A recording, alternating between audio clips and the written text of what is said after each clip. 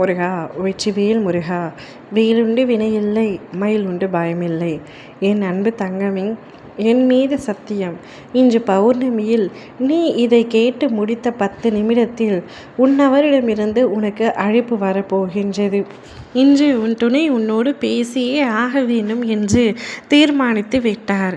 நீயும் உன் துணையும் சற்று மனக்கசப்போடு பிரிந்துள்ளீர்கள். இப்பொழுது உன் அன்பானவர், நீ விரும்பியவர் உன்னோடு பேச வேண்டும் என்று முடிவெடுத்து உன்னிடத்தில் பேச போகின்றார். அவர் பேச வருகையில் நிச்சயம் நீயும் பேசிவிடு தங்கமே. முன்பு நடந்த மனக்கசப்புகளை மனதில் வைத்து கொண்டு அவரிடம் பேசாமல் இருக்காதே. அவரை புறக்கணிக்காதே, அவரை நிராகரிக்காதே. அவர் உன்னிடம் வந்து பேசுவார். அப்பா, நானும் அதை முடிவு செய்து விட்டேன். அவரும் அதே முடிவைத்தான் எடுத்திருக்கின்றார்.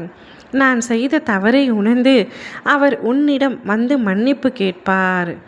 அப்பொழுது அந்த மன்னிப்பை நீ ஏற்றுக்கொள்ள வேண்டும். உண்மையான உறவுகளிடத்தில் தவறு செய்வது, மன்னிப்பு கேட்பது, சங்கடங்கள், மனக்கசப்புகள், பிரச்சனைகள் அனைத்தும் வருவது இயல்புதானே. இவற்றையெல்லாம் நீ புரிந்து கொண்டு உன் வாழ்க்கையை நீ கடக்க வேண்டும்.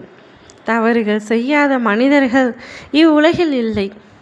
தவறுகள் செய்வது இயல்புதான். அதை புரிந்து கொண்டு மறந்துவிட்டு மன்னிப்பு என்ற வார்த்தையை மனதார கேட்டால் அவற்றை நாம் ஏற்றுக்கொள்ளத்தான் வேண்டும். நீ கடந்த காலத்தை நினைத்து கொண்டு அவரை தவிர்க்க வேண்டாம், புறக்கணிக்கவும் வேண்டாம்.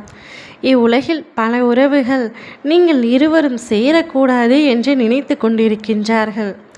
அவர்களின் மத்தியில் நீ உன்னுடைய வாழ்க்கையை சிறப்பாக அமைத்து கொள்ள வேண்டும். தவறுகள் புரிந்துவிட்டால் இனிமேல் நான் அவருடன் வாழ மாட்டேன் என்று முடிவு செய்தால் வீணடிப்பது அவருடைய வாழ்க்கையை மட்டுமல்ல, உன்னுடைய வாழ்க்கையும் தான். நீ அவரை பற்றி ஒரு நொடியும் நினைக்காமல் இல்லை. அவரும் இப்பொழுது அதை உணர்ந்திருக்கின்றார். துன்பங்கள், கஷ்டங்கள் அனைத்தையும் மறந்துவிட்டு இன்பத்தை பெற்றுக்கொள் தங்கமே. நீ அவருடன் சீரும் சிறப்புமாக மகிழ்ச்சியாக வாழ வேண்டும் என்பதே இந்த அப்பாவின் ஆசையாகும். ஒருவர் தவறு செய்தால் மனதார மன்னிப்பு கேட்டால் நாமும் அவரை மனதார மன்னித்து அவற்றை ஏற்றுக்கொள்வதுதான் நம்முடைய வாழ்க்கைக்கு சிறப்பாகும். அவருக்காக ஒரு வாய்ப்பை கொடுத்து மகிழ்ச்சியாகவும் நிம்மதியாகவும் வாழ கற்றுக்கொள் தங்கமே. அப்பொழுதுதான் உன் வாழ்க்கை நீ நினைத்தபடி அமையும்.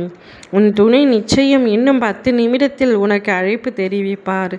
அதன் பிறகு உன்னை நேரில் வந்து சந்திப்பார். நீ அவரை ஏற்றுக்கொள். சந்தோஷமாக வாழ முயற்சி செய். உன் அப்பா மீது சத்தியம்.